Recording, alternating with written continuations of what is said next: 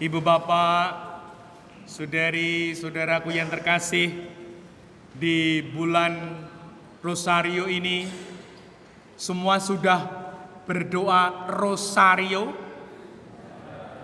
Puji Tuhan. Semoga doanya hikmat, begitu tulus dari hati, sehingga Tuhan Allah akan hadir dengan kuasanya.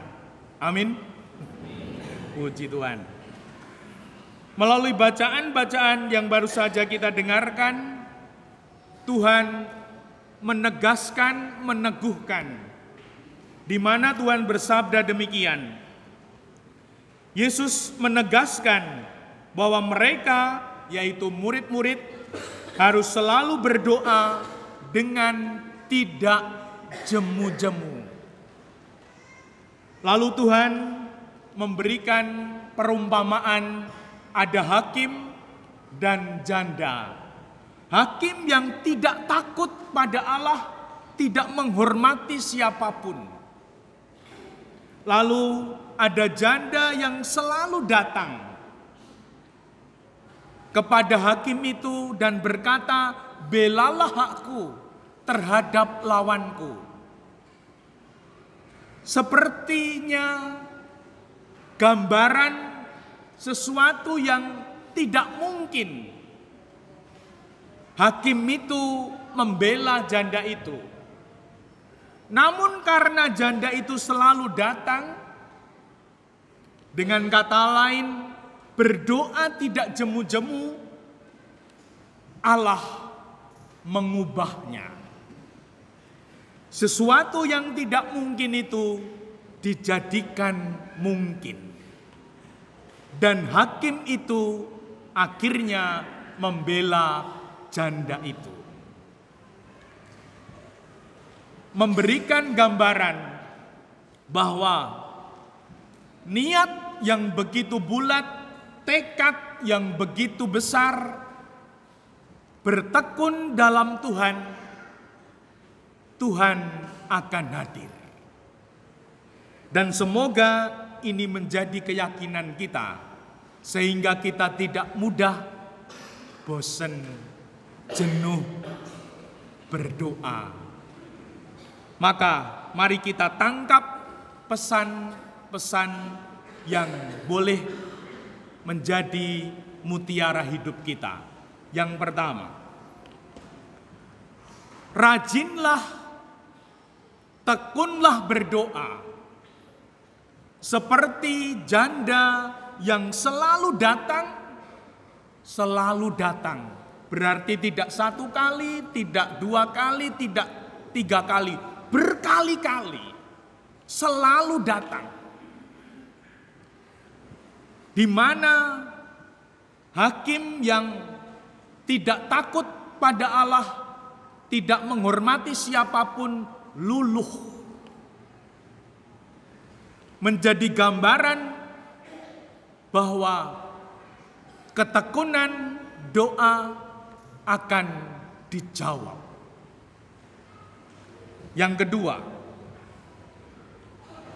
Tuhan pasti menjawab doa-doa kita. Seperti di dalam Injil suci di sini dikatakan, tidakkah Allah membenarkan para pilihannya yang siang malam berseru kepadanya? Ia tidak mengulur-ulur waktu sebelum menolong mereka. Ia akan segera membenarkan mereka. Tidak ada doa yang tidak dijawab Tuhan. Maka mari kita renungkan bagaimana Tuhan menjawabnya. Minimal ada 3 bentuk. Yang pertama, doa yang sesegera dikabulkan. Lalu Tuhan juga doa yang ditunda oleh Tuhan berkatnya. Dan yang ketiga, doa yang dibelokkan oleh Tuhan seturut kehendaknya. Kemarin kalau ibu bapak sempat melihat wawancara di ulang tahun 75 kardinal kita, Ignatius Suharyo.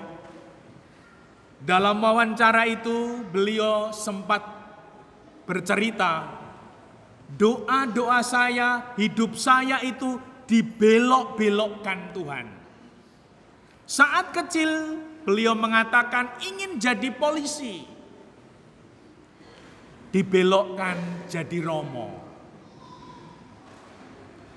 Pingin jadi romo paroki, dibelokkan, diutus studi dan akhirnya jadi dosen. Ketika jadi dosen di Kendungan, pada umumnya akan di situ selamanya sampai akhir hidup. Dibelokkan jadi uskup Semarang. Pasti saya juga akan jadi uskup Semarang terus. Dibelokkan lagi jadi uskup Jakarta.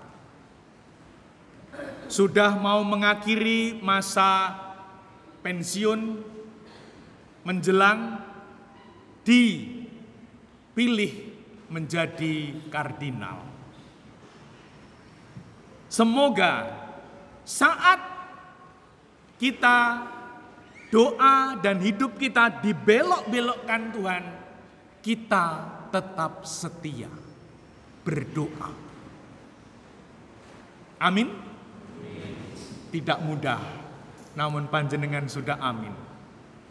Yang ketiga, berdoa sebagai cara merawat, menjaga, membangun relasi, hubungan, kedekatan dengan Tuhan. Bahkan kita diajari oleh Tuhan Yesus menyebut Allah sebagai Bapa yang begitu dekat. Dan semoga sungguh kita berdoa tidak hanya saat butuh. Wah, kalau butuh novena, rosario, berdoa sepanjang hari. Namun saat tidak butuh, lali. Amin. Amin. Semoga doa-doa kita tidak hanya saat butuh, dan kita berdoa bukan hanya untuk memohon. Ada doa syukur, ada doa pujian, ada mazmur, dan semoga sungguh kita berdoa bukan hanya saat ingin mohon. Seperti kita menjalin relasi dengan istri, suami, bapak, ibu, saudari-saudara kita, semoga tidak hanya saat butuh, namun sebagai suatu cara merawat, menjaga, membangun relasi hubungan yang makin dekat. Amin. Semoga. Maka teruslah berdoa. Doa tidak pernah sia-sia. Dan doa akan dijawab Tuhan seturut saatnya Tuhan. Bukan saatnya kita, bahkan kadangkala dibelok-belokkan. Dimuliakanlah Tuhan kini dan sepanjang masa.